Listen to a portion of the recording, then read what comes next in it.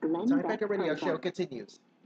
We heard from the president yesterday that from the very beginning of our country, Islam has been woven into the fabric of our nation. Founders were, of course, huge. Oh my gosh, all of them were. For 52 of the 56, 19 of them were Muslim clerics. Yeah. 52 were full-on Muslim. Oh yeah. David Barton here is here to fill us with this. No, they weren't all Muslim lies. Welcome to the program, Welcome to David. Time Factor Radio Show. Hey guys, I got to laugh and we're going to talk. This is great. When you heard the president say yesterday that from the very foundation of the nation, Islam has been critical and integral to our founding nation. What were your thoughts? What are your thoughts? I just expressed them. I laughed. It was really pretty ridiculous. I have since then actually tried, because in all the reading I've done, thousands of books, there's nothing there. You and I know some of the stuff that's out there. I mean, we know that Muslims were the folks who captured slaves to send to America, largely out of Africa. The Dutch would haul anything that they were given. They were traders. The Muslims were the one who did the slave hunting, slave trading, and et cetera. So the first Muslims came to America as a result of Muslims capturing them and sending them Dutch traders.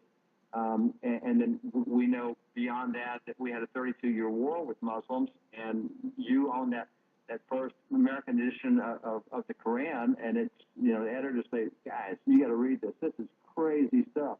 You'll understand why we've had 32 years of war with these nuts. I mean, those aren't exactly contributions that would jump to mind, but that's about all that you can really point to back then. So I actually spent a little time to look up. And if you go to a website called Islam101.com and look at the contributions of Islam to America, I'm telling you, bro, we're really sparse here. 1732, here's a contribution of Muslim to America. 1732, a Muslim is set free by James Oglethorpe, who was the founder of Georgia, and he's set free and given passage to England. And that's what they consider a contribution to America. Oh, yeah. If you get to 1790, it says, well, Muslims are known to be living in Florida. Well, yeah, that's a Spanish possession in Florida, and Moors, Muslims, occupied Spain, so no surprise there. Then 1807, it says a Muslim is set free and he buys shares in a bank. So now we have someone who has actually bought stock in America. So now you're talking, this is really woven into the fabric. When was the stock? Wait. Stock purchase? 1807. 1807. Okay. Yeah, I've got two more for you. The second one I love, but here's another one. In 1828, the governor of South Carolina, or soon-to-be governor, John Owen, actually visited a Muslim in jail and took him to his plantation. So that's another contribution of Muslims to America. Taken out of jail by the governor. But here's the one I love. All right, this is kind of fun. In 1856, the American military is engaged in all sorts of Indian wars in Western lands. And so they're trying innovative new things. And the Secretary of War at that time was Jefferson Davis. That 5 years later, he will become part of the secession and the president of the Confederacy. But at that time, he's Secretary of War. And what they did was they hired a Muslim to raise camels in Arizona, because the cavalry said, instead of using horses across the desert, let's try these camels. And so across the southern part of the country, across Arizona, New Mexico, Texas, the cavalry actually used camels at that point in time. And so they hired a Muslim to raise the camels, and that's a contribution of Muslims to America. Oh, my goodness. I mean, it's practically the whole Yeah. Well, so we were confused because the story of Jefferson's Quran, Salon.com says he had that 16 years before he wrote the Declaration of Independence. And we had always heard, David, that he had asked, who are these Muslims? What do they want? And that's when somebody said, you have to read the Quran. And he said, can you get me a copy? And he sent over to England for a copy. Which is true? Well, some of both. I mean, he was particularly interested in it once he had the Sun Tzu thing of know your enemy. I mean, who are these guys? Because he's one of the first 3 American diplomats to have to negotiate with Muslim terrorists. So he was really interested at that point. But like most other people in that day, they read from a apologetic standpoint, you want to know what other people believe so you know how to argue your own case. So it was not unusual at all to be familiar with the writings of Muslims, to be familiar with the writings of Hindus or others. They studied other religions. If you want to say it, they had comparative religions, and that helped them better better know what they believed about their own faith and how to talk to those of other faiths. So that's not at all incompatible with Jefferson or that day. Now, the real interest came when he had to start negotiating with them, and now I've got to take this stuff a lot more seriously. It was an academic inquiry before, but now this is a policy matter. So it's really some of both that goes with it.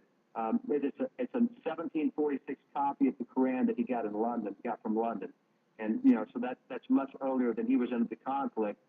But at the same time, it was one of those apologetic things that you learned in academics back then. It was just part of what they did. And he was just very far ahead, looking at all the religions. If the Dalai Lama would have been around at the time, he would have had dinner with the Dalai Lama. Would have brought him in by the house with the. But it was not that Jefferson was unusual in that. That was a very much academic practice then. Academics looked at other religions, other faiths, other countries, other beliefs, and they talked about that even in the Constitutional Convention. We've looked at every other republic that's out there to see how their government works, so we'll know what works and what doesn't. So you have these guys writing about Muslims early on because they want to know what people believe and what does it do to their culture, what does it do to their practice, their behavior, etc. So Jefferson's just one of many guys. He's not unusual in that he looked at other religions. That was a standard academic practice for most of the founders. There you go. David, did you say he obtained his copy of the Quran in 1746? Because he was. Well, no. He would have been 3 years old. Yeah, no. The Quran he obtained is the 1746 edition of the Quran. Okay, 1746 edition. Do you know when he came by it? When did he? Gracious. A lot of articles says 11 years before he wrote the Declaration. 11 years. 11 years. And I think that's right because at that point in time, that's when tensions with Great Britain are starting. But at that point in time, he's more of a student too. Remember, from his age at that point, he was more into his academic inquiries. In 1765, he had just become a member of the Virginia legislature, so he's a brand new legislator.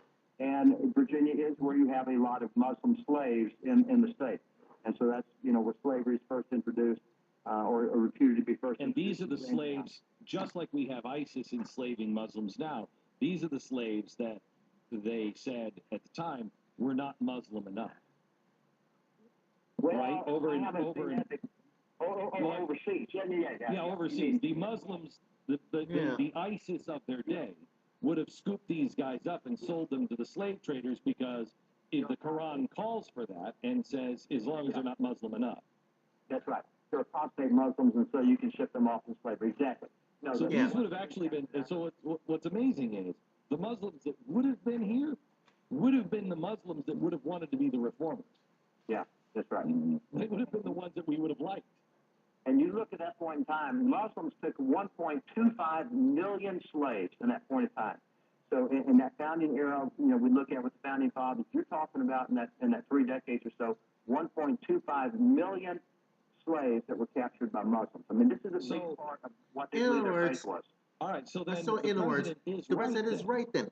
They did. They were important to the fabric of early Americans. They were the actual slave traders that sold the blacks into slavery to the Dutch trading companies. There you go. And that and their terrorism is jihadism against Americans overseas. It does, Pat. It does. That's amazing. The guy who raised camels, I've got to give him credit. That's got to be tough raising camels in the Arizona desert. No, yeah. They stopped using the camels because the rest of the cavalry laughed at them, right? Well, I mean, guys, where do they get the camels? Here's what I want to know. Camels are us. Camels are us. HAWMPS. It's Slim Pickens. It was done back on that thing with Jeff Davis, and they got the word hogs because the cavalry looked at it and said, "Those are just horses with hogs. What are those?" And so that's what they used for several years, and the Indians laughed at them when they tried to chase them down with camels. So oh, my. Yeah. Well, exactly. It was a short-lived experiment. I got to credit their technology. If you're going to be in the desert chasing folks, why not use an animal that'll go for several days rather than several hours? But they were just so slow they couldn't keep up with the Indians. David, thank you very much for enlightening us. I think this is the headline. Yeah. President Obama is correct. Muslims provided most of the slaves for America. Oh, gosh. Wow.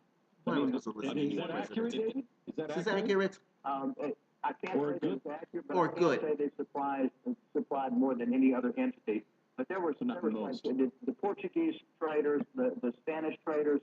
There were a bunch of traders that went there. But Africa, the Muslims were the chief ones in Africa that were able to sell slaves to those who wanted to sell slaves. Okay, so Okay. so it would be accurate to say most African slaves. Or most slaves from Africa. A plurality of slaves. Yeah, I know. Had been obtained by Muslim enslavers.